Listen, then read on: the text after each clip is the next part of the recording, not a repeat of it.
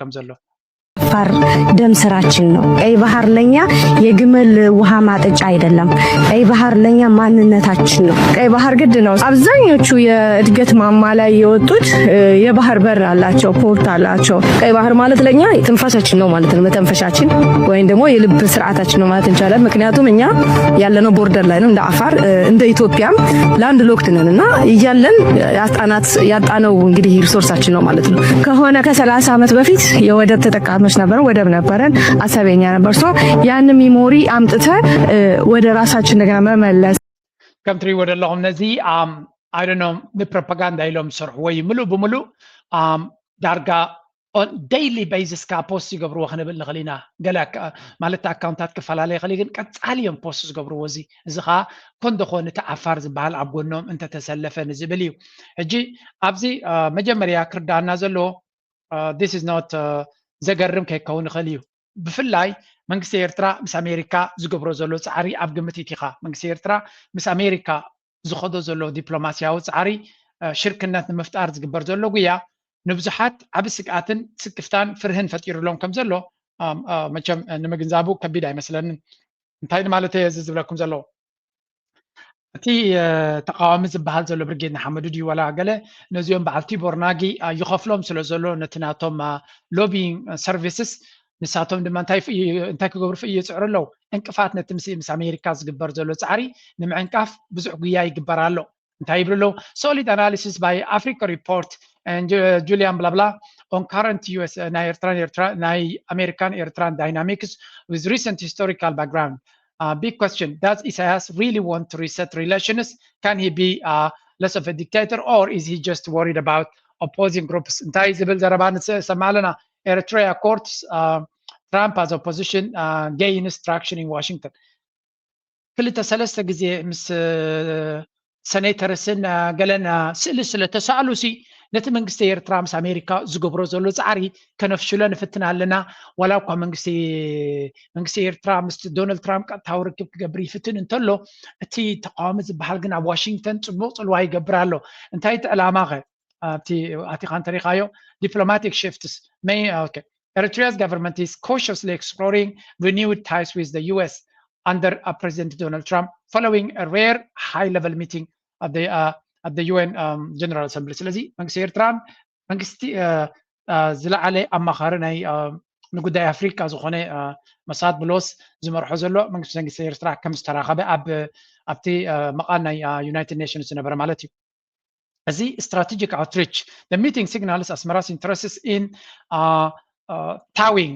ደሪቑ ዝነበረ ወይ ተዓፅዩ ዝነበረ ዝምድና ንምፍታሕ ዝግበር ዘሎ ፃዕሪ ምዃኑን after years of isolation and strained diplomacy with ለዚ ነዊሕ ሕማቕ ኣካይዳ ወይ ሕማቕ ዝምድና ንዑ ነቲ ዝነበረ ሕማቕ ግዜ ቀይሮም ናብ ፅቡቅ ገፆም ክኸዱ ይፍትኑ ኣለዉ ብግምጣሉ እቲ ተቃውሞ ዝበሃል ወይ opposition momentum ብሎ Eritrean opposition groups are gaining visibility and traction in Washington potentially complicating the regime's efforts to reshape its image abroad ስለዚ ብትግምጣሉ ድማ እንታይ ክገብሩ ይፍትኑ ኣለዉ እቲ ተቃዋሚ ምስ ትክክለኛ ወይ ካብ ምስቲ ፖለቲካዊ ሓይልታት ኣብ ዋሽንግተን እናተራኸበ ነቲ ዘለዎ ኩነታት ናይቲ መንግስቲ ጠጠው ንምባሉ ብዙሕ ይፍተን ኣሎ እዮም ዝብሉ ዘለዉ ናምበር ዋን መንግስቲ ኤርትራ ዓብዪ ሌቨሬጅ ኣለዎ እቲ ተቃዋሞ ዝበሃል ምስ ክወዳደር ዝኽእል ኣይኮነን ዝጭበጥ ነገር ዘለዎ ስለ ዘይኮነ እቲ ተቃዋሞ ማእሲ ዘገድሶም ንኣሜሪካ ፖለቲካ ናይ ኣሜሪካ ትፈልጦ ኮንካ ረጂም ቼንጅ ክገብሩ ዝሓስብ ጥራይ ተቃዋሞ ዘገድሶም ኣብ ኤርትራ ዝነበረ ረጂም ቼንጅ ፖሊሲ ገዲፎም እዮም ኣብቲ ስቴት ዲፓርትመንት ዝነበረ ኣብቲ ካንትሪ ስትራቴጂ ዝብልዎ እቲ ረጂም ቼንጅ ዝበሃል ኣልዮም እዮም ስለዚ ከም ፖሊሲ ደረጃ ኣብ ኤርትራ ረጂም ቼንጅ የለን ስለዚ እቲ ፖለቲካ ገንዘብ ይኽፈሉ ስለ ዘሎ ደውፅዎ ዘለዉ እምበር ኣብ ባይታ ክግበር ዝኽእል ነገር ስለ ዘሎ ኣይኮነን Eritrea remains blah blah ነቲ እጅዚ ኣርቲክልስ እዚ ንምንታይ ድወፁ ዘሎ እንድሕሪ ኢልና ደይመደይልካ ነቲ ክግበር ዝኽእል ኩነታት ከመይ ጌርካ ትዕንቅፎ ከመይ ጌርካ መሰናኽል ትፈጥረሉ ከመይ ጌርካ ነቲ ኤርትራን ኣሜሪካን ክገብርዎ ዝኽእሉ ዝምድና ትዕንቅፆ ወይ እውን ከምዘይፍፀም ትገብር እሱ እቲ ዕላማ ግን ኤርትራውያን ድማ ስቕ ኢሎም ኣይኮኑን ዝርዩ ዘለዉ ንኣብነት ሓንቲ ኣርቲክል በመን ወፂኣ ኣላ ብኤልያስ ኣማረን ኣና ጋሪሰንን ዝበሃላ ክልተ ኤልያስ ኣማረ ولاد ኤርትራ ዝኾነ ሓደ ዓብይ ምሁር ኣብ ቻነለይ እውን ላይፍ ፖድካስት ጌርና ነርና ከይትኩም ረእይዎ ከምኡ ድማ ኣን ጋሪሶን ትበሃል ፈታዊት ኤርትራ ዝኾነ ጆርናሊስት ክልቲኦም ኣብ ሓደ ብዙሕ ግዜ ፀረ ኤርትራ ዝወፀሉ ብላክ ኣጀንዳ ሪፖርት ኣብ ዝበሃል ኣገዳሲ ፅሑፍ ፅሒፎም ኣለዉ ድማ ኤርትራ ኢን ደ ኢምፓየርስ ክሮስ ሄርስ ፕሮፓጋንዳ ኤንድ ሬጂም ቼንጅ ኦፕሬሽንስ ብዝብል ኣርስቲ ሓንቲ ኣርቲክል ፅሒፎም ኣለዉ ፅማቕ ናይቲ ኣርቲክል ታቐንዲ ኣርቲክል ከይትኩም ኣንብብዋ ከምዚ ትሪእዋ ዘለኹም እዮም ኣነ ፅማቕ ጥራይ ዝበኩም ምንታንቲ ቀንዲ ትሕዝቶ ከይትኩም ከተንብብዎ ሪኮመንድ ይገብረልኩም እንታይ እያ ትብል እታ ፅማቕ ናይታ ኣርቲክል መጀመርያ እቲ ምዕራባዊ ዓለም ሚድያ ማለት ዌስተርን ሚድያ ናራቲቭስ ክሳዕ ክንደይ ኣብ ኣንጻር ኤርትራ ንኤርትራ ብሕማቕ ገፅ ብሕማቕ ስእሊ ብሕማቕ ነገር ክትወፅእ ከም ዘለዋ ወይ እውን ዲሌጂቲማይዝ ነቲ መንግስቲ ድማ ኩሉ ግዜ ተቐባልነት ከም ዘይረክብ ወይ እውን ሕማቕ መንግስቲ ከም ዝኾነ ንክትገብሮ እዚ ከዓ ኣካል ናይቲ ሬጂም ቼንጅ ታክቲክስ ዝበሃል ዝነበረ እዩ ስለዚ ሕጂ ዘሎ ጂኦፖለቲካዊ ምንቅስቃሳት ናይ ዓለም ግን ንኤርትራ ናይ ብሓቂ ኣገዳሲ እዩ ኤርትራስ ኢንዲፐንደንት ፎሬን ፖሊሲ and resistance western influence are framed as reasons for its targeting ኣብቲ ዝሓለፈ ዝነበረ ከም ኮይኑ ሕጂ ግን ነገራት እናተቀያየረ ይኸይድ ከም ዘሎ ሕጂ ነቲ ዝያዳ ብዛዕባ ኤርትራ ዝግበር ዝነበረ እዮም ዝገልፁ ብዚ strategic framing Eritrea is portrayed as a target of western regime change efforts due to its independent foreign policy and resistance to US hegemony the country's refusal to host foreign military bases and its non-alignment with western led blocs are central to its geopolitical isolation ስለዚ ኤርትራ እቲ ቀደም ንነዊሕ ዓመታት በኣሜሪካ ብሕማቕ ዓይነት ጥመት ከምኡ ድማ ስርዓት ናይ ምቕያር ፕላናት ዝወፅእ ዝነበረ ፀለመ ምድኻም ናይቲ ሃገር ተነፅሎን እገዳን ኩሉ ካበይ ዝብገስ እዩ ዘይምብርከኽ ናፃ ዝኾነ ናፃ ሕርያና ዝብል ናይ ወፃኢ ፖሊሲ ዘለዎ ናይ ወፃኢ ሓገዛት ዘይደሊ ከምኡ ድማ ናይ ወፃኢ ሓይልታት ብፍላይ ናይ ኣሜሪካ ናይ ካልኦትን ወታደራዊ ቤዝ ክህብ ስለ ዘይፍቀድ ዝነበረ እዚ ዓይነት ኣካይዳ እዚ ዓይነት ስርዓት ድማ ኣብ ኣፍሪካ ሓያል ኮይኑ እንተወፅዩ ነተን ካልኦት ሃገራት ክስሕብ ስለ ዝኽእል ኩሉ ጌና ክንብንቁሶ ወይ ከነዳኽሞ ወይ ክንኣልዮ ክንክል ኣለና ዝብል ፖሊሲ ነይሩ ብውፅኢት ናቱ ድማ ኤርትራ ብኩሉ መንገዲ በቲ ሚድያ ኩሉ ግዜ ፀለመ ሕማቕ ምድኻም ኩሉ ግዜ ካብ ኤርትራ ዝገድድ ነገራት ዝገብሩ እውን እንተሃለዉ ነቲ መንግስቲ ንእሽተይ ኣብ መተንፈሲ ከም ዘይረክብ ጌርካ ተዓፅሮ ብርግፅ መንግስቲ ኤርትራ እውን ኣብቲ ኩነታት እቲ ኣብቲ ግዜ መኸተ ዝወሰዶ ስጉምትታት ኩሉ ንህላወ ናይቲ ሃገር ኣውሒሱ ክንብል ንኽእል ኢና ኣብቲ ግዜ ንሱ ተዓዊትሉ ዝወፀ ግን ንሱ እውን ዝያዳ እቲ መንግስቲ ሞር ኣልርቤት ነገራት እናቀየረ ንዓታቶም ንክሐጉስ ዘይኮነ እቲ መንእሰይ ካብ ሃገር ንምውፃእ ጨሪሱ ጠቕሊሉ ንክገድፎ ካልኣይ ድማ ኣብዚያ ክትርዳእና ዘለዋ ኩሉ ግዜ ኣነ ዝዛረብ ካብ ምንታይ ተበጊሰ መንግስቲ ኤርትራ እንድሕሪ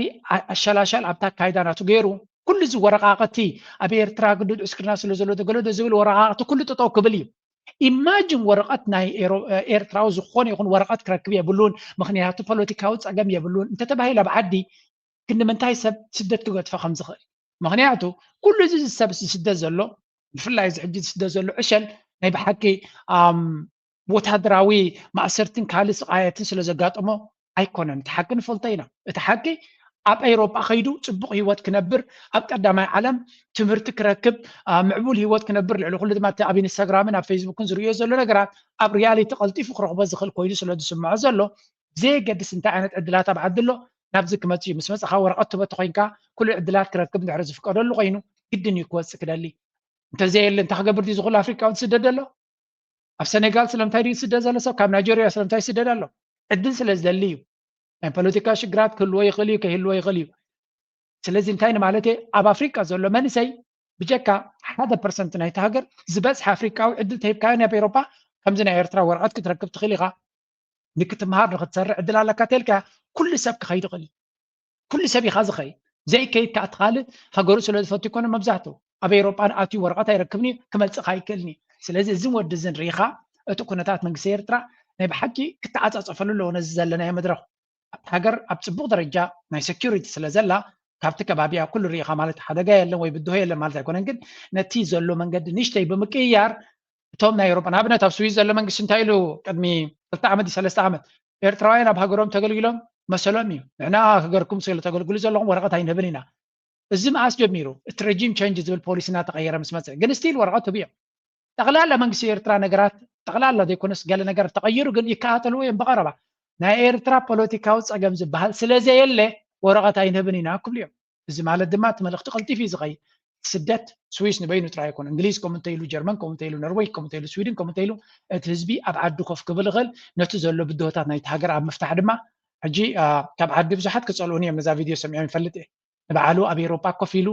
ኣብ ምቾትና ነበረ ንሕና ንኸይንወፅእ ዝገብሮ ዘሎ ኣይ ጌት ዩ ኣይ ፊል ዩ ከምኡ ኢልካ ክስማዓካ ይርዳእኒ ምክንያቱ ኣነ ኣብ ኤርትራ ከለኹ ከምኡ ንዝብል ሰብ ከምኡ ይብል ስለ ዝነበርኩ ስለዚ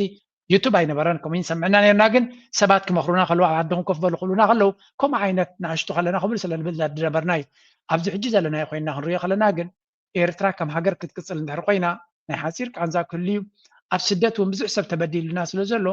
ኣብታ ዓድና ሰናይ ነገር እንተመፅኡ ኩሉ እቲ ደገ ዘሎ ናባኹም ክመፅእ ባህጊ ከም ዘለዎ ብተደጋጋሚ ኣብዚ ቻነል ትሰምዕዎ ኣለኹም ስለዚ ንሕና ከመይ ጌርና ተሃገርና ሰብና ኣብ ዓድና ኮፍ ብል ስደት ዝበሃል ይፅየኖ ሃገር ድማ ንህዝባ ዝበለፀት ክትከውን ዝበለፀ ዕድል ኣነ ኣብዛ ዓደይ ይሕሸኒ ካብ ዓደይ ወፃኢ ብፍፁም ክነብር ኣይደልን እየ ምክንያቱ ካብ ዓደይ ወፃኢ ዝበለፀ ዕድል ክረክብ ስለዘይክእል ዝብል ኣተሓሳስባ ኣብቲ ንእሽተይ ወለዶ ከዓብይ ዋጋ ከፊልላ ወረዲ ኣብቲ ንእሽተይ ወለዶ ግን እዚ ኣተሓሳስባ እዚ ክሰርፅ እየ ዝደሊ ዘለኹ ኣነ ማይ ዊሽ ኢዝ ኦልዌይስ ዳት ስለዚ እንድሕር እቲ ተኽእሎታት ወይ እውን ፀጋታት ወይ ዕድል ተረኺቡ ኤርትራ ነዚ ክትገብር ክትክእል ኣለዋ ስለዚ ኣብዚ ተፃሒፉ ዘሎ ትሪእዎ ዘለኹም ኩሉ እቲ ብድሆታት ኣብቲ ሃገር ዝወረደ ኣብ መወዳእታ ኤርትራ ሰሪራ ጠጠው ከይትብል ንኤርትራ ኣዳኺምካ ከም ትወድቕ ክትገብራ ስለ ዘለካ ዝውሰን ዝነበረ ዝግበር ዝነበረ ዝድፋእ ዝነበረ ኣጀንዳ This strategy represents an attempt to restore maritime access through alternative partnerships rather than continue indefinite dependency on potentially hostile neighbors. Ethiopia's Prime Minister Abiy Ahmed recently made a bold statement that got the whole region talking. He said the mistake made 30 years ago will be corrected tomorrow. He was referring to the 1993 when Eritrea became independent and Ethiopia lost its coastline. For him, it was a mistake that needs fixing. He even said it's only a matter of time before Ethiopia regains access to the Red Sea. Now you can hear this in different ways. Some see it as a challenge to neighbors, but from another angle, it shows how deeply Ethiopia values securing its future, its trade routes, and ብሓፈሻ እዚ እቲ ነቲ ዓለም ንምእማን ነቲ ዓብዪ ኣሕመድ ዝበሎ ዕንደራ ንዕኡ ኣደ ፌስ ቫልዩ ማለት ዓብዪ ኣሕመድ ዝበሎ ነገር ቅድሚ 30 ዓመት ብጌጋ ዝተፈፀመ ጉዳይ ስለ ዝኾነ እቲ ባሕሪ ግድን ክዕረ ዘለዎ እዩ ዝበሎ በብዙሕ መንገዲ ነቲ ከባቢ ዓብይ ስግኣትን ስክፍታን ፈጢሩ ኣሎ እዩ ዝብል ዋላ እቲ እዚ ስእልታት እዚ ትሪእዎ ዘለኹም ደይመደይ ኢሎም እዮም ነቲ ኣብ ደገ ባሕሪ ክንድምታይ ተዓፂና ኣለና ንምባል ነቲ ህዝቢ ስምዒቱ ዝትንክፍ ኩሉ ግዜ እቲ ካብ ደቡባዊ ቀይሕ ባሕሪ ናይ ኤርትራ ደይመደይ ተባሂሉ ዝተገበረ እዩ ንዓና ካልኦት ወፃእተኛታት ተሻሪኾም ዝገበርዎ እዩ ዝብል ፕሮፓጋንዳ ንዑ ንምጥፋእ ዝጥቀምሉ ታክቲክ እዩ እንታይ እዩ ግን ኣብዚ ክርዳእና ዘሎ ኤርትራ የስ ፖለቲካሊ ዲፕሎማቲካሊ እቲ ትገብሮ ዘላ ድፍኢት ድርኺት እቲ ትኽክለኛ ንሱ እዩ ኤርትራ ሃስ ቱ ፑሽ ዲፕሎማቲካሊ ብኩሉ ዝግባእ ድፍኢት ክትገብር ክትክእል ኣለዋ ቢካዝ ኣት ዲ ኤንድ ኦፍ ደ ደይ እቲ ማሕበረሰብ ዓለም ኩሉ ግዜ ኣንፃርና ደው ናይ ምባል ባሕሪ ስለ ዘለዎ ክሳብ እዝኖም ዝሕምሞም ደጋጊማ ነቲ ሓቂ ንዝምልከቶ ኣካል በቲ ትሕብሮ ዘላ መልክዕ ክትቅፅል እያ ምክንያቱ ንሳቶም ዓንዲሮም ኩናት ጀሚሮም ሕጂ እውን እንተኾነ ብሰንኪ ናይ ኤርትራ እዩ ዝብል ክሲ ናባና ክመፅእ ኣሚን ናይ 2018 እንተዘኪርኩም ኩሉ ግዜ ኣባ ተመሊስኩም ክትዛረቡ ኣለኩም 2020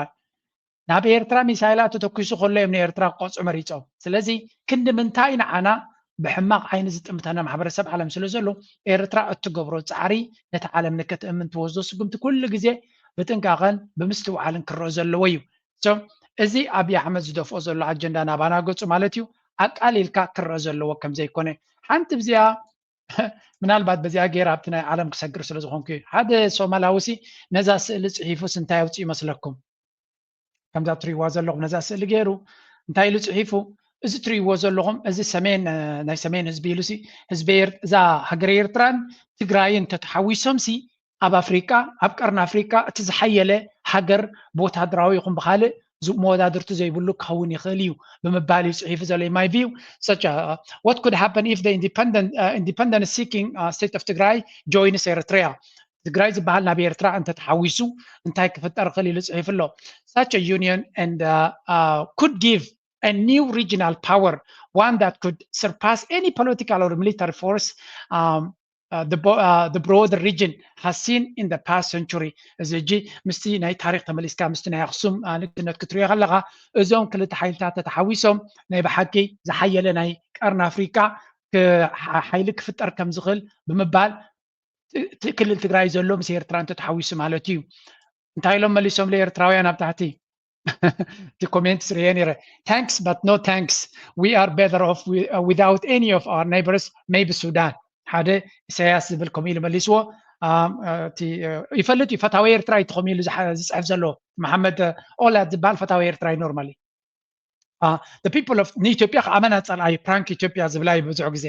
the people of Tigray and Ethiopia have only a rightful to decide their destiny, whether they live together or separate, but we Eritreans don't want anyone to join the state of Eritrea. ስለዚ ንሕና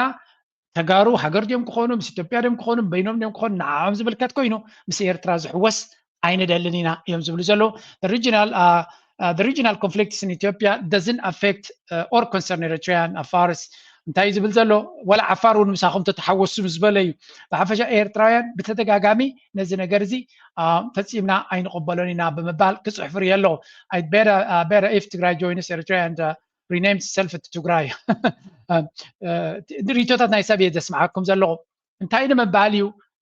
እቲ ዘሎ ሕጂ ዘሎ ኩነታት ናይ ፅምዶ ናይ ገለና ካይዳ ምስ ረኣዩ ዝፅሕፍዎ ዘሎ እዩ ኣነ በዛናተይ ሪቶ ኤርትራ ተኣኽለና ሃገር እንድያ but you never know እቲ ፖለቲካዊ ኤሊት ምስ ዝፅምዶ ዝኸዶ ዘሎ I don't know ክሕወሱ ወይ እውን ነቲ ገለ ክገብርዎ ይሓስብሎ ዝብል እምነት የብለይን ግን ከም ኤርትራዊ ባህግናተይ ኤርትራ ከምዛ ዘላታ ክትቅፅል እየ ዘላነ ምክንያቱ እዛ ዘለና ሃገራዊ ስምዒት ንክንፈጥር ክንደይ ተዳኺምና ሃገራዊ ሓድነት ኣቑይምና ኢልና ንቕፅል ዘለና እቲ ሃገራዊ ሓድነትና ፈተና እውን ካብቲ ናይ ትግራይ ኤሊት ዝመፀ እዩ እዚ ኣጋዝያን ዶ ጅን ዕፍሪት ዶ ዝብል ፀገም ፈጢሩና ዘሎ ካብኦም ዝመፀ እዩ ስለዚ ኣብ ውሽጢ ትግራይ ከም ሃገር ከም ትግራይ ንክኾኑ ዘለዎም ፀገማት ኣብ ግምት ኢኻ ናብ ኤርትራ ነቲ ፀገም እቲ ምምፃእ ማለት ናይ ኣእምሮ ብከላ ምምፃእ ማለት I mean, it's going to be a very serious problem. When he's Ryan again, نمتعين عالم أفريقيا حنت تكونين عندلي حبرة أفريقيا هجرات فريسان حنت أفريقيا كم أوروبا حبرة نبل ندعرقينا. You never know what's going to happen in the future. ناتي أبز حجز رياض اللهجن unreasonable كون زي كل كوينيت سمعني كم زلنايو أبز زلنايو سلام من فقر المكبات. እነት ምንጮች የኤርትራ ወታደሮች በኢትዮጵያ ሰርገው በመግባት የፈጸሙትን ጥቃትና መከላከያ ወሰደባቸውን ከባድ እርምጃ የተመለከተም ዝርዝር መረጃ አውጥቷል። ህወሓት የሻዕቢያ ሰራዊትን ወይም ወታደሮችን በትግራይ በኩል አስገብቶም ራያ አካባቢም እንዳስቀመጠ የሚጠቅሰው መረጃው ልዩ ልዩ የጦር መሳሪያዎችን በሌሊት በማጓጓዝ ሲያከማች መቆየቱን የደህንነት ምንጮቹ ተናግረዋል። ከህወሓት በኩል አንድ ክፍለ ጦር የሻዕቢያ ወታደሮችና አዋጊ ጋር በመጣመር ተቀናጅተው ለጦርነት ሲዘጋጁ መሰንበታቸውንም ይህኛው መረጃ ጠቅሷል። كم تري ورا لهم كم حرز تدخل فانو يخوني سراويتنا إثيوبيا انتاي قبل جميرو له فانو دكير مزقرفهم شعبيا اتينا له سراويتو بحبو اب تግራይ اب إثيوبيا ايتي خمزلو هو حد ما يتحابرو خمزلو زبل بروباغندا بكل منقد يوم تفنيهم مزلو it's crazy شعبيا برسوم كذا خراي كي كفل زنبريو قصلو قدينا نسمع عبد سمعوا ፋኖ መካከል ጥምረት አለ ግንባር አለ አብረው እየሰሩ ነው ያሉት ፋኖ አስረስ የቀድሞ የጎጃም አማራ ፋኖ ቃል አቀባይና ምክትል ከህወሓትና ሻዕቢያ ጋር ተጣምረን ብንዋጋ ደስተኛ ነን ዝግጁም ነን ያለው ምንም ይሄ ማሽሞንሞን ማስመሰል ምናምንም የለውም ኢፍ በት ኮንዲሽንስ ምናምንም የለውም ቅድመ ሁኔታ እንዲህ ቢሆን ምናምን በቃ ደስተኛ ነን አብረን እንሰራለን የሚል ነው እና TDF እና ፋኖ so انت دا خد قبريكم دعوه ودا دقي واين احواتي زرخبكمو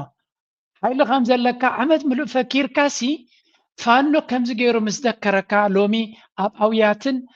ردؤنن كتودق عند حرقينكا ناي بحق زغرميو امبار ابي احمد انتاي جبرزو كل مسوردو نابي غصو يخوي انتاي يخجبر نزبل دما ابز سمعوهم ابيت فخرا نايزياتهم حدش بلان انقيدنا لنايز بحال زلو انتاي دا قبريهم سمعو አብይ አህመድ አስተዳደር ለጦር መሳሪያ ግዢ ወደ ምስራቅ አውሮፓ ማቅናቱ ተገለጸም። የአየር ኃይል አዛዡ ይልማ በርዳሳ ወደ ቤላሩስ መጓዛቸው ታውቋል። አገዛዙ በሀገር ውስጥ ለሚያደርገው የእርስ በርስ ጦርነት የሀገሪቱን አንጡራ ሀብት እያወጣ ጦር መሳሪያን በዓለም ዙሪያ ካሉ ሀገራት ሸምቶ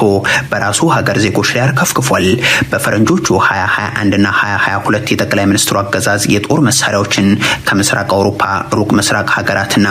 እንደ ቦስኒያና ሄርዞጎቪና ካሉ ትናንሽ ሀገራት ሳይቀር ከኪም ጆንግ ኡኗ የማዕቀብ ማራገፊያ ሀገር ሰሜን ኮሪያም ሳይቀር መሳሪያዎችን መግዛቱ በወቅቱ መዘገቡ ይታወቃል። ከወራት በፊት ደግሞ ከምስራቅ አውሮፓ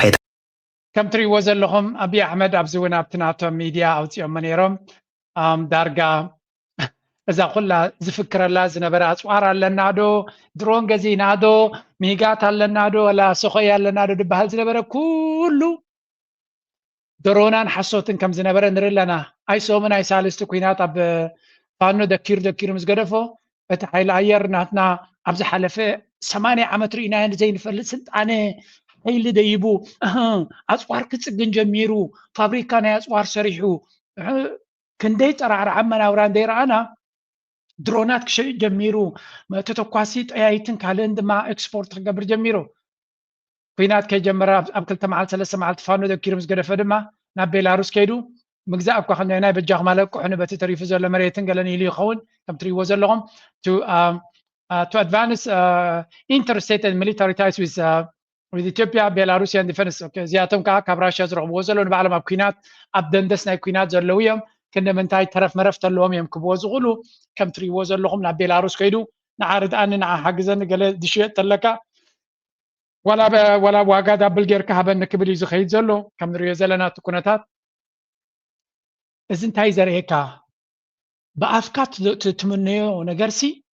ቢ ኬርፉል ወት ዩ ዊሽ ፎር ይብሉ ትምነዮ ነገርሲ ክትንቀቕ ኣለካ ኣብን ጀነራላቱን ካድረታቱን ኩናትን ነዊሖም ተመኒዮሞ ብኩናትን ብቋንቋ ኩናትን ብዙሕ ግዜ ተዛሪቦም እንጌስወት ኣይኮነን ሓይሊ ኣየርን ድሮንን ዘለዎ ታንኪ ዘይብሉ መጓዓዚ መኪና ዘይብሉ ፋኖ እዩ ዝድክሮ ዘሎ ካብዚ ዝኸፍእ ውርደት ስንታይ ክህሉ ይኽእል ወላ ኡይ እንተበለ እኳ ክረጦ ዝኽእል ሰብ ዘይብለ ምክንያቱ መንሃሪ መካይ ክብል ሞት ሕፁይ እኳ ኮይንዎ ዘላ ኣብይ ኣሕመድ ምክንያቱ መንሃሪ መን ኢሉ ይክዊ ፋኖ ሃሪ መን ኢሉ ይክዊ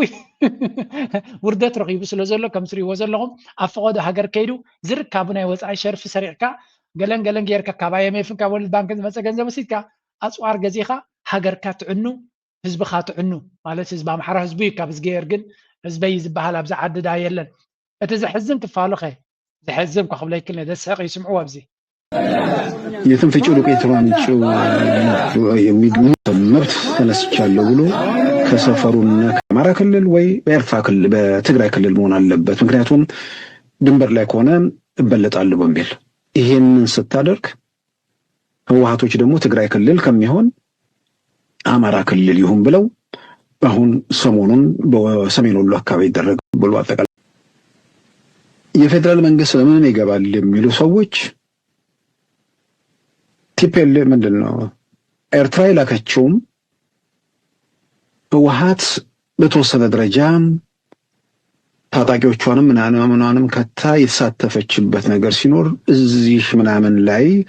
ወልዲያ ወይ ምናምን ላይ የተንደፋ ሕጂ እቲ ኩናት ኣመና ከም ዝሕመሞምን ከም ዝወደቑሉን ስለ ዝፈልጡ ዘለው እንታዮም ክብሉ ጀሚሮም ዘለው ፋኖ በይኑ ይኮነን ከምዚ ገይሩ ዝድክረና ዘሎ ከምዚ ክኸውን ኣይክእልን እዩ ስለዚ ሻዕብያ ኣትዮም ኣለው ስትራቴጂ ናይ ሻዕብያ ድማ ብመሰረቱ እቲ ኩናት ናብ ዓሰብን ናብ ገለን ኢሉ ክዕንድር ዝኽእል ኣብይ ኣሕመድ ክዕንድር ይሓስብ ስለ ዘሎ ብፍፁም ኣብ መሬት ኤርትራ ዝትኮስ ኩናት ክህሉ ይኮነን ስለዚ ኮለጌና ኣብ ውሽጢ ኢትዮጵያ ኩናት ይካየድ ስለ ዘሎ ኣብቲ ኩናት ዝካየዶ ዘሎ ኣብኡ ኢዱ ክህብ ክኽእል ኣለዎ ኣብኣ ክውዳእ ክኽእል ኣለዎ እቲ ኩናት ብምባል ምስ ትግራይ መኺሮም ትግራይ ድማ ደጊሙ እቲ ኩናት ኣብ ክልል ትግራይ ካብ ዝኸውን ንፋኖ ዝቃለስ ዘሎ ክንሕግዞ ኣለና ምእንታንቲ ኩናት ኣብቲ ዘለዎ ቦታ ንኸይቅፅል ኣብኡ ንኽውዳእ ፋኖ ኸ ኣብ ኩናት ስለ ዘሎ ኣብይ ኣሕመድ ክስዕሮም ስለ ዘይደሊ ወይ እውን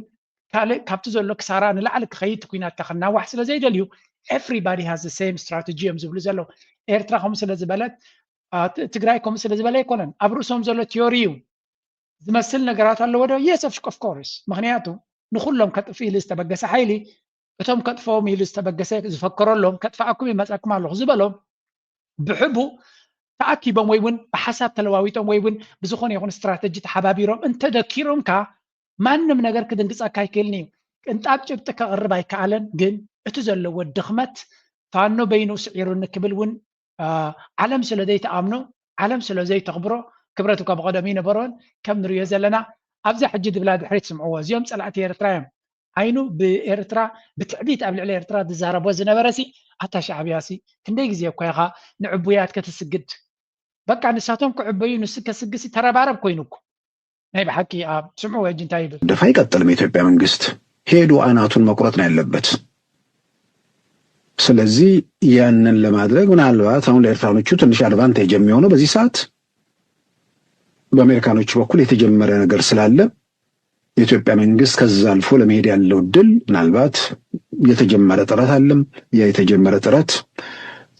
የኢትዮጵያ መንግስት ለሰላም ቁርጠኛ መሆኑን ማረጋገጥ ስላለበት ነገር ግን ወደዛ ለመሄድ ማለቅ ያለባቸው ጉዳዮች እስኪያልቁ ይጠብቃል ነገር ግን በአማራ ክልል በሆነ አካባቢ ላይ ሽፍቶች እያሰማሩ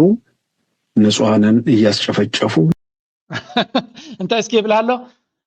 تدناوينا كوينا يزبل زلو بحصر زبله حجي دي حسبنايو نهلكا ኤርትራ ምስ አሜሪካ ዝምድና ፈጢራ ርክብ ክገብሩ ይደሊሎ ሽርክነት ክገብሩ ይደሊሎ ስለዚህ ንሕና ናብ ኤርትራ ንገብሮ መጥቃዕቲ ሓደጋይ ንዓና እንታይ ከም ንገብር እውን ኣይንፈልጥን ኢና ምክንያቱ ንሳቶም ምስ አሜሪካ ጌም ኦቨር ገይሮም ናብ አሜሪካ ርክብ ጀሚሮም ኣለው ሉላውነት ናይ ሃገር ናይ ዓለም ለኻዊ ሕጊ ጥሒስና ኩናት ናብ ኤርትራ ተጀሚርና ንሕና ኢናቶም ተጸላእትን ሃስያ ክወርደና ዝኽእል ብግምጣሉ ዝሕግዘና የለን ማለት ይምበር ዓለም ኮ ትገብሮም ይብላ ሻዕቢያ ግን ኮለጌና ብንየው ብፖለቲካን ዲፕሎማሲን ፋውጋ ውፅኢና ኣብ ወታደራዊ ዓይኑ ድማ ብዘይንሪኦ መንገዲ መፅዩ ሓዊ ኢልና ኣሎ እንታይ ንገብር ውይ ዝብል ዘሎ ኤርትራ ከመይ ትገብር እንታይ ከም ትገብር ዘላ ክሳብ ሕጂ እውን ኣይነገረትኩምን ክሳብ ሕጂ እውን ውግእ ኣየወጀትልኩምን ግን ፀገምኩም ዓቕምኻ ዘይምፍላጥ ኢልዎ ኮይ ፕሬዚደንት ዓቕሞም ኣይፈልጡን እዮም ዝሓስብዎን ዝምድብዎን ኣይፈልጡን እዮም ኢሉ ዌል ኣይ ሪሊ ሆፕ እዚ ሕጂ ዘሎ ዕንደራ ሓንሳብና ሓዋሩን ከብቅዕ እዚ ትምኒት ናይ ነፍሲ ወከፍ ኤርትራዊ ኣብዚ ስምዕዎም ካርቲፋንቲ ናቶም ናይትሜር ሁለት ወደ ድርድር ለመሄድ እኮ ከደርግ ጋር እኮ ለመደራደር እኮ ጨርሶ ነበር ያው ህወሓት የሚባል ኃይል ስላለ ህወሓት መጣ ጠመንጃም አይዘቀዘቅም ምን አይዘቀዘቅም ብላ 40,000 የትግራይ ወጣቶችን ገብራለት 30,000 40,000 የትግራይ ወጣቶችን ገብራ ህወሓት አዳነችው ሁሌም ሻዕቢያ ሲሸነፍ ከጀርባው ዋይዘው ህወሓት አለች ግን እንዳዘነጉ ሁሌም ሻዕቢያ አደጋ ላይ ሲወድቅ ህወሓት ከጀርባው አለች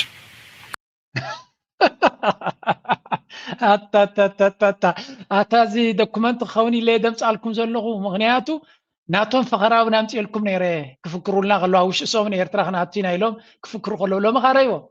ሻዕቢያን ህወሓትን ብቀደሙ እዚኦም ኣብ ግዜ ሽግሮም ብሓደ ምስኮኑ እዮም ኦፍኮርስ ሓደ ፀላኢ ስለ ዝኾኖም ኩሉ ግዜ ሓደ ይኾኑ ስለ ድፋተው ወይ እውን ሕሉፍ ፍቅሪ ስለ ዘሎም ኣይኮነን ንክልቲኦም ከተጥፍእ ስትራቴጂ ዘይብልካ ዓንዳር መንግስትን መርሕነትን ተለካ ኮይኑ ወታደራዊ ኣካይዳ ፖለቲካዊ ኣካይዳ ዘይትፈልጥ ድሕሪ ኮንካ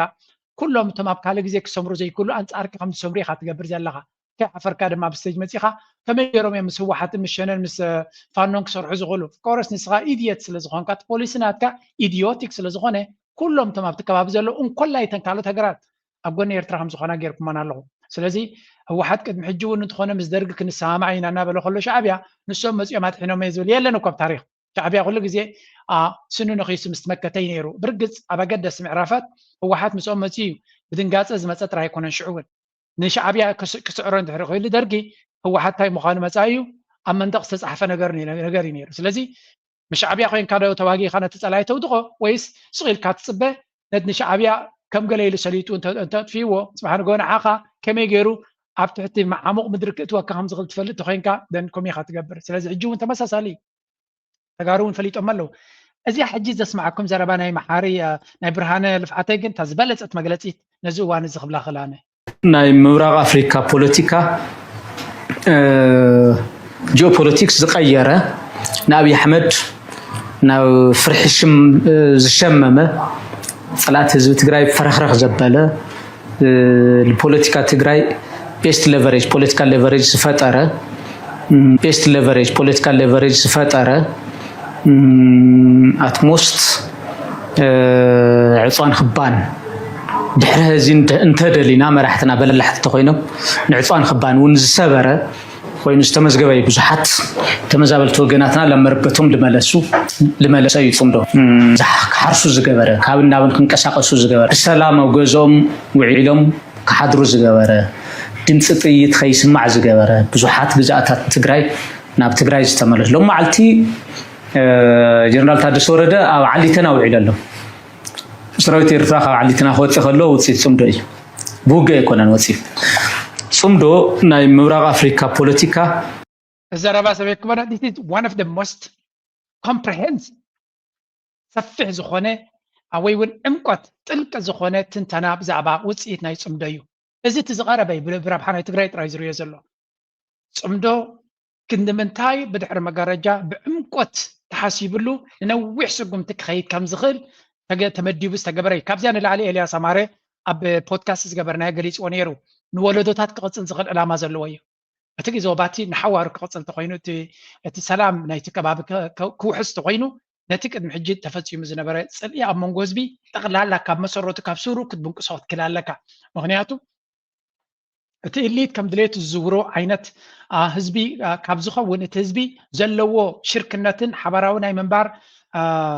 منفسنا تو دقيم كان تغير كايو نتك ما تزغل بفلاي كاب إثيوبيا كما تزغل نتحزب زي وكل عندار سرعتات مقابريا كاب مخان كدحني خلي سلازي ازي حدا كاب تزبلت مغلص نايت صمدو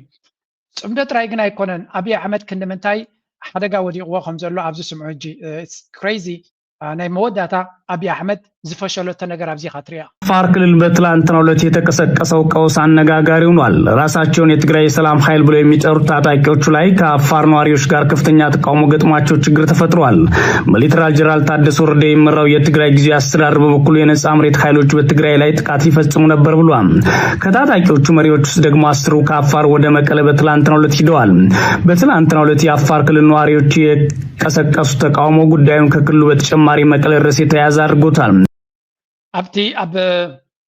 ክልል ዓፋር ከይዱ በአብዘውና ለኻል ሪፖርት ጋር ግጭት መፍጠሩን ተከትሎ የትግራይ ጊዜያዊ አስተዳደር ድርጊቱን በጽኑ አውግዟል። አስተዳደሩ ትናንት መስከረም 21 2018 ዓ.ም ባወጣው መግለጫ ታጣቂ ቡድኑ በአፋር ህዝብ ላይ የከፈተው ተኩስ በምንም አይነት ሁኔታ ተቀባይነት የሌለውና የትግራይና የአፋር ህዝቦችን ወንድማማችነት የሚጎዳ ነው ጥቃት ለመፈጸም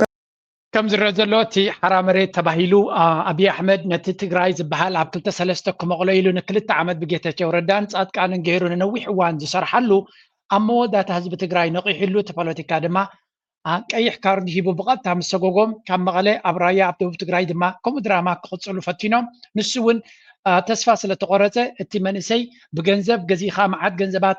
بر كابايا ميفن قال انت لك حكا دمس خايا جنزب هيا نعويل كانت سراويتنا TDF ناقوم سيخا حتى جنبار فتيركا نهو حد كتفراره مغان تتخيلوا نزيومن نتي تقاومي يلو كاب دجز وصنا ايرترا قال ملا حواويس كان ابي ايرترا قال سقم تنتوسد كتب هاي لسه حسبه كي تبقى سميتو تراي ديك وانا انت يا قاطي مو مال لبس سميت كريزي اي بحق زقرمي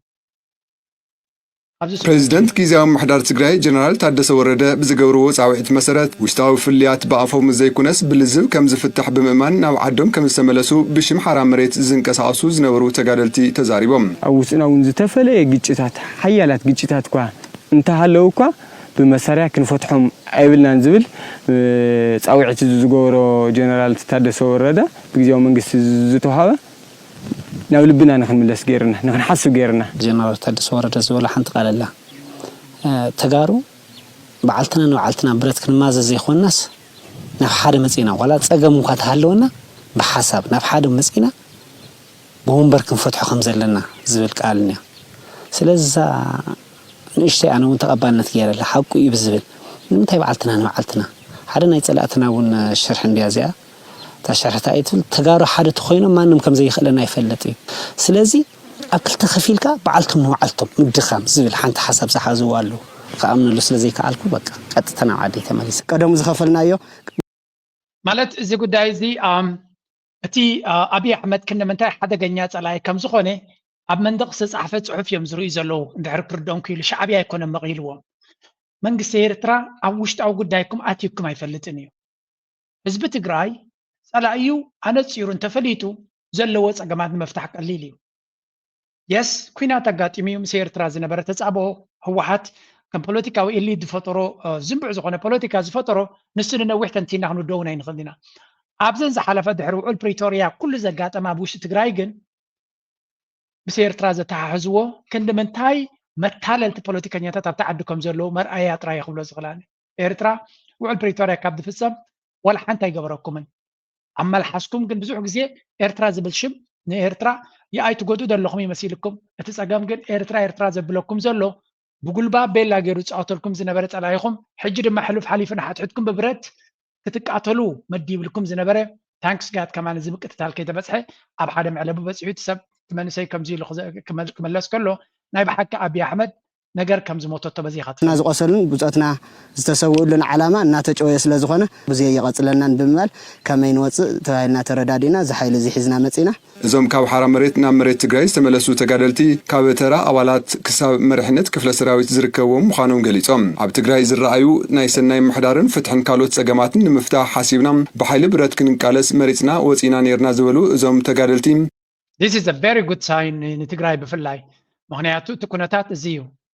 የሆነ እቲ ዕላማ ትግራይ ንምጥፋእ እዩ አንተው ነገርካ ንትግራይ ቤዝ ኤሪያ ይገብራ እዩ ንከጥፋ ቦቲን ክትቆሰላ ማለት እዩ ቀይሕ ሓንቲ ቆጣጥር ከም ዘይነብር ናይ ኦሮሞ ሊግ ማይፈልጥ እዩ እዚ ይሕማቅ ይጸብቕ ፖለቲካ ንነብቢና ፖለቲካቱና እዚ እሱ ይውሳሕ ጎና ጎን ማለት እዩ ድሕሪ ቀይሕ ሓንቲ ቆጣጥር ማለት ሲ ኤርትራስ ናብ ኢትዮጵያ ተመሊሳ ማለት እዩ ባህሊ ኣባላ እሱ ይዝኸውን ዘሎ ኣይኹን ብኢንተርናሽናል ሕጊ ኣይፍቀዱ ብናይ ኤርትራውያን ስር እውን ኣይኹን ስለዚ እንታይ ናይቲ ዕላማ ትግራይ ምልኢኻ ንምጥፋእ እዩ ንዚ ድማ ኣክናውለጅ ዝገብሩ ልይቃን ኣለዉ እዚ ጌጋ እዩ ብሱሩ ንሕና ክንድሕና እንደሊ ክንሓዊና እንደሊ ስለዚ ዝኾነ ኩናት ዘልዮ እንተኮይኑ ብካሊእ ቦቱ ይግባር ኣለዉ ቦታታት ትግራይ ጥራሕ ይኮን ንበእተው ኢናው ገብር ይኽእል ወይ ድማ ሎም እኮ ቴክኖሎጂ ተዓጢቕ ኣለኹ ከምኒ ቀደም ይኮን ብቴክኖሎጂ ይጠቐም ከምኡ ገይሩ ዝደለዮ የገብር ይኽእል ንዓና ጥራሕ ይኮነ ዝኾነ ቴክኖሎጂ ገብር ይፈራርሕ ስለዚ ብትግራይ ዝምፃእ ነገር ኣክናውለጅ ምግባር ጌጋ እዩ ትግራይ ናይ ምጥፋእ ፕሮጀክት እዩ ትግራይ ናይ ምጥፋእ ኤክስቴንሽን እየ ዝብል ጉዳይና ኣይኮነን ብዛዕባ ናይ ኦሮሞ ካራክተራይዝ ናይ ምግባር ጉዳይና ኣይኮነን መቸም ከምዚ ትሰምዕዎ ዘለኹም ናይ መወዳእታ በዚያ ጌርና ክንሰግራ ኢና ሁለት ሰበር ዜናዎችን ይዤላችሁ ቀርብ ያለው የመጀመሪያው መረጃ ደብረ ጽዮን አስመራ ነው ያለው ደብረ ጽዮን አስመራ ማቅናቱ ታውቋል ምን ሊሰራ ነው ሄደው መቼ ይመለሳል ማቅናቱ መረጃው ደብረ ጽዮን አስመራ ቲሎ አጽኒሕ ኢልኩም ካብ ደብረ ጽዮን ካብ መንግስቲ ሰማይ ወይ ካብ ስዑድያ ደው ኢልካ ክትብሉ ኢኹም ቀጽሉ ጥራይ ንሕና ምስማዕ ጥራይ ዘለና What the Eritreans are trying to do, okay, is to make sure that the conflict goes southwards. They want to send the conflict away from their borders, and it was going to be either in Tigray or in Amhara. So that's pretty much what they want to do because they don't mince their words when it comes to their intentions. So what the TPLF leadership right now is doing is to try to shove this new reality up your throat. Down your throat that the Eritreans are our brothers. Well, Eritreans are our brothers, but the Eritrean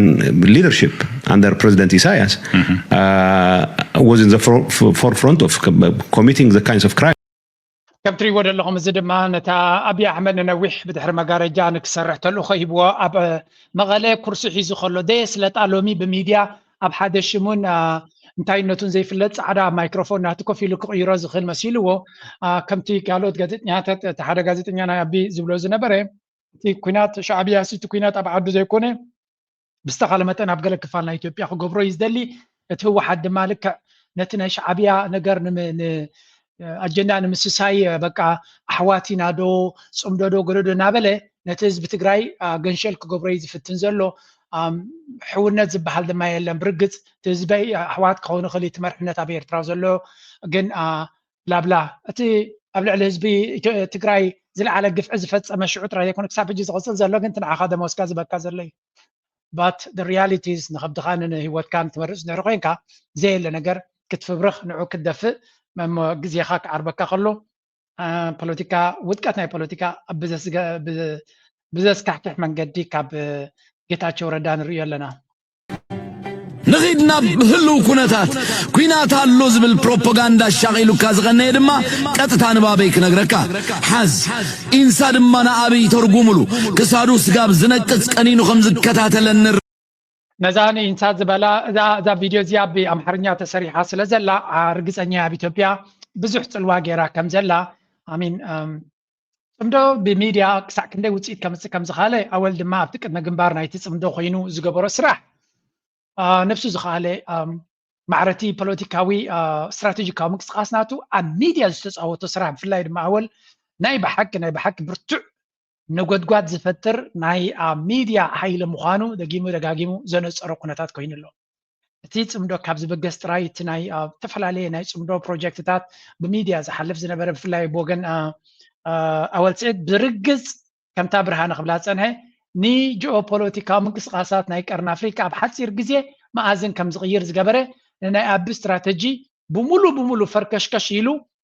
ኣይኮነ ናብ ኤርትራ ናብ ካልእ ነታ ሃገሩ ነታ ስልጣኑ ነታ ኩርሱውን ሓደጋ ከም ዝወጥቆ ዝገበረ ኩነታት ኢና ሪና ስለዚ ኣገናዕ ክንብሎ እንደሊ موائلات ناي ولدوتات ناي مدرخات مسرح سلازخونه اب وانا سنت حاده امام ناي هاغراو غلغلوت تفصيمو تدحريد مسء اب ناي هنصت هاغر لهلو هاغراو غلغلوت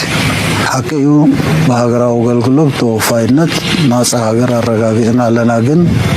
هاغر مهنا سخبت هاغر مهنا سخبت منالبات بعينت ناي مسواتي ناي دخفل هوت بكبدت نايتي بالضغطات ناي حرنت اوقالسي اخبيت كاخرك الخون هاغر مهنا زين يخبت كاب مكلاس ابتوان حرنت اوقالسي زنبره ناي نفس وكف زيغا حيال منفس توفاينت يلن زهاجر دي انا صاد خيكونت دكيسي حضرني عرفني يلو ملو امرون حلنون ناو زقنا سب تامرات قبر خل ملو حزبي كسلفلو خلقا نايتو ملو حزبي دمر حيلي موضعتا يبلون قوم سلازخونه نتي ايكويجن نتي معريت كقيايرو خيلو ديتا ودنا معريت وايكويجن بخماي كقيرو خيلو بنجا سلازنبره مدفع سلازنبره تكنولوجي سلازنبره صقاطات سلازنبره يكون حيل نايت سبي كايرو كبري exactly نتي زنبره دا زربات زرب صنحت ابايتا ترينايا نتشعو زنبره منفس حجون بتكنولوجي بمعباله نخنقيرو زدليو حدا كابتي ابزناي يو ان ابير ترازلو زريو زلو سناي تبغسوتا تاريخايو بزح دس زبلالو نحيالوان اي كفر اي قبر كونيرو اي كفر كغبري صنعكم كن ابيكس بزح بوست غبري رياميه بفلاي اذا مراحيت نايتي هيمانيتاريان سيرفيسز نا يو ان مسير تراب صراحه بتلو زحفتو great exchange with Minister Saleh during نايتي UN ركب زنبره مالتي grateful for Eritrea's clear vision for sustainable development efforts on food security and strong collaboration with UN humanitarian leadership زاب صقام تريواز لهم تانا UN افريكا نا ኤርትራ ሓላፊ ድማ بغربا ስለዘይ ፈልጣን በርናይ بحق مغوسد ليايو صحيفه بፖስት ገርያ ነረ ናይ بحق ነቲ ፖስት ትገብሮ ምስቲ መንግስቲ ዘሎ መረዳታ ነቲ ናይ ቱሪዝም ናይ ሃገር ይኹን ካልእ ዝግበር ዘሎ ጻዕሪ ልዕሊ ኩሉ ድማ ወላ ኣምባሳደር ሶፊያ ትፈጥሮ ዘላ ቫይብረንሲ ከም ጓል ኣንስተይቲ ኣምባሳደር ናይ ኤርትራ ከም ምዃና ክንደይ ደቂ ኣንስትዮ ኣምባሳደራት ኣለዋ ኣይፈልጥን እየ ግን ኣምባሳደር ሶፊያ ኣብቲ ናይ ዩኤን ትፃወቶ ዘላ ተራ ቀሊል ክኸውን ኣይክእልኒ ምክንያቱ ተራ ናይ ደቂ ኣንስትዮ ኣብ ፖለቲካ ንላዕሊ ንክመፃ ኣብቲ ዝግበር ዘሎ ድፊት ብፍላይ ወገን ዩኤን ነቲ معرنت نمرقاق زسرحو إيرترا دما بتزلعلي چامبرنا UN بقالن ستيت أمباسادر ريبرزنت سلتخون زلا نبحق صبوق سيلي نعنا دما أدفانتج فترة لنا زلو يبرقز أنا كم نعطي مرداتا بقعت نعطا ويون منفعت نعطا كقدلي ليكون كون كن دا زخونا بقعت زلو تبعتاي تزخون نتا أمباسادر صوفيا نا يونيسيف بورد يا خوينا زلا وتبعتاي انت زنبرنا يرتراو دبلومات زبوتا زمرخبو دون دحري لكمني I have a doubt رترا لني سلازي كميجر كانت تصوتا انتليجنت لو تصوتا لك كلتا معر انت خوينا بدك قالنا سيتن قدمي تسديد كابتا قد اسبوتا بخميون ابتينا قلحتنا عالم كتقما كخمس خلون كتردع كتكل لك إيرترا نامباسادر صوفيا نا بيو ان كسدد كلا هاندا بتاوي كونن معرنتا بتعدي ابي سقم تخيل زلي كاب صورا جميرو سلازي إيرترا نكتا تالل وي نكتا شكع تقبر نغر ونا يكونن نتي ابايتا زلو كنتا زنصبارغي أبت منقسون تقولناكو منستر فتحي منستر توريزم منستري كالوت عقدس صلاتات كودك نسين زلوا سلازي إذن تاي زريكا intelligent game صواتون عقداسي هذا غزي نت بوليتيكا نتقمها خطقملون كتكلالك امباسادر صوفيا ابكال امباسادرون كتغبرات خليركا اب UN مغباراغن it's a very key position معناتها UN ابت بوليتيكاناتنا عب تراسس اوته الوتاو تراسس اوته نعون مقيار بزغبر زلو سرح هجي كريا خلنا ولاتي هيمان ناي UN humanitarian side ناتو كل خطريه خلها هاب زيرو سبقس يكونن ناي بحق تسفازب كونتات زتري وزلون كاوشت عدي زوص زلو كونتات كون كلت UN ابتي لبعات اوغع زناي تهاجر بزح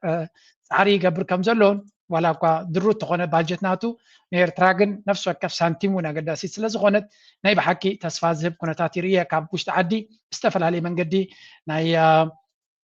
ناي حرشا يخون ناي كالنا تزبك حجز غل بروجكتات بزح يعطيو رايت خالق كان هنا كنحجز تي منكسير تراون نتاب دياسبورا زلو سب اتيو صلوان خجبر كتعوت قال